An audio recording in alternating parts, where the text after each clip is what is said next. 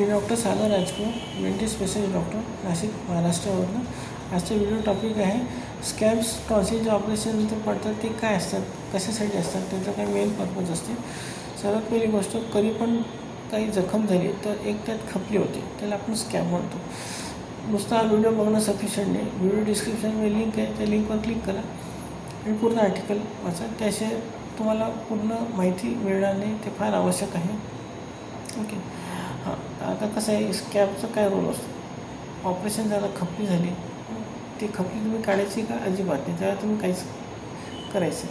त्याच्याखाली जखम असते, ती भरत असते, इन्फेक्शनपासून ते प्रोटेक्शन करते. अजून काय तुम्हाला त्याचं महत्त्व आहे त्या स्कॅबचं, त्याचं काही मेन पर्पज आहे, त्यासाठी तुम्ही आर्टिकल वाचा. बरं, नरम पदार्थ खायचे, जसे की आम्ही आईस्क्रीम आणि हेच सांगू, साबुण्याची खीर, बाकी काही सांगत नाही. बरं, काय काय खायचं, काय काय नाही खायचं, यासाठी तुम्ही हा पूर्ण आर्टिकल वाचा. स्कॅबचं काय महत्त्व आहे ते बघा. ते स्कॅब अगोदर निघायला त्याचे काय परिणाम होऊ शकतात ते पण आम्ही आर्टिकलमध्ये दिलेलं आहे. तो आर्टिकल तुम्ही पूर्णपणे वाचा. बरं, ऑपरेशनच्या अगोदर काही जे पथ्यपाणी सांगतात डॉक्टर, ते व्यवस्थित पाळायचे. गार्गल्स फार इम्पॉर्टंट आहेत. वेळेवर खाणं पिणं सुरू झालं पाहिजे. संपूर्ण आर्टिकल तुम्ही वाचा, तुम्हाला निश्चित पूर्ण माहिती भेटेल.